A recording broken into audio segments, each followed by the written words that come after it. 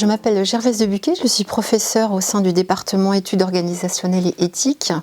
Mais initialement, je suis ingénieure agronome de formation, donc c'est pour cette raison que très tôt, je me suis intéressée à la production de connaissances qui mêlent à la fois les sciences du vivant et les sciences sociales.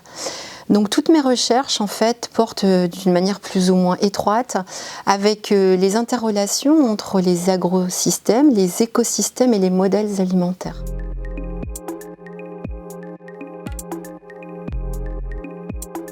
Il y a eu trois grandes familles d'impact. Je pense modestement, le premier impact, c'est d'avoir permis d'éclairer le débat sur la classification des nouvelles techniques de modification du vivant, le génome editing, pour savoir s'il fallait les faire rentrer dans la réglementation des OGM ou au contraire les exclure de la réglementation des OGM.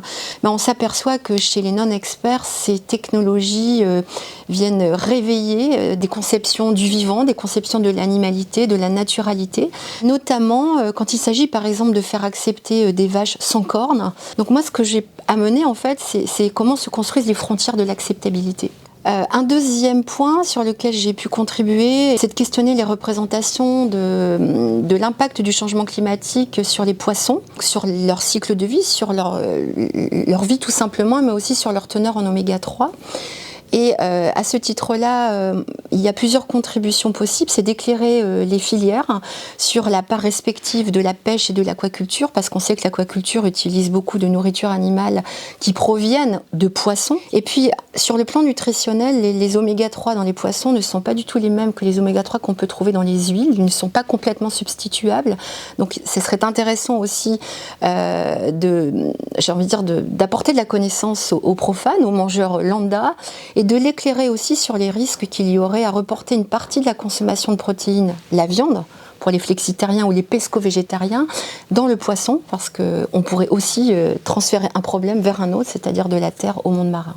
Et un troisième axe aussi sur lequel j'ai pu avoir peut-être un impact, c'est d'interroger les relations entre l'alimentation et la santé. Donc j'ai beaucoup travaillé aussi sur la perception des aliments enrichis, sur la perception des allégations nutritionnelles, pour montrer aussi que les mangeurs ne sont pas des nutritionnistes et que manger, c'est pas simplement résoudre une équation nutritionnelle. Il y a du plaisir, il y a de la tradition, il y a du partage. Et les mangeurs ne seront jamais des mangeurs strictement rationnels.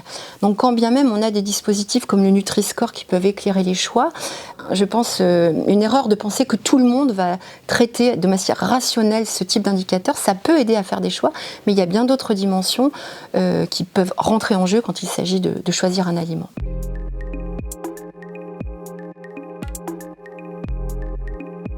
Alors, 3 ressources, je pourrais vous recommander un roman. On va commencer par un roman qui est celui de Gaspard Koenig, qui est donc un philosophe. Il s'agit de 2 jeunes garçons, l'un qui est fils d'ouvrier agricole, un autre qui vient de la grande bourgeoisie, et tous les deux sont éco-anxieux et veulent essayer de faire quelque chose pour restaurer les sols. Donc ces 2 garçons vont rencontrer des difficultés, première chose.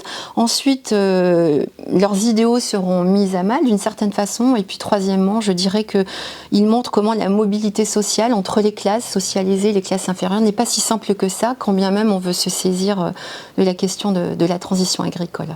Alors la deuxième ressource que je pourrais proposer, c'est un essai qui a été rédigé très récemment par Arnaud Aurin, qui est un historien, et le titre c'est « Les savoirs perdus de l'économie, contribution à l'équilibre du vivant ». Arnaud Aurin revient sur les formes d'économie qui ont précédé l'économie politique telle qu'elle a été théorisée à la fin du XVIIIe par les élites françaises et britanniques. Et bien ce qui a précédé cette forme d'économie politique, c'est une économie beaucoup plus enracinée, alors qu'on appelait la science du commerce ou la physique économique, qui elle reposait sur des savoirs vernaculaires, sur beaucoup d'observations qui étaient faites par les fermiers, par les éleveurs, par les artisans, par les commerçants. Et en fait, ces échanges et cette production d'aliments reposaient sur une connaissance intime de l'environnement en fait, dans lesquels les gens vivaient. Et on parlait de climat, c'est-à-dire les sols, les animaux, les plantes, bien sûr les conditions météorologiques. Et l'idée, c'était de préserver ces ressources, de respecter les saisons.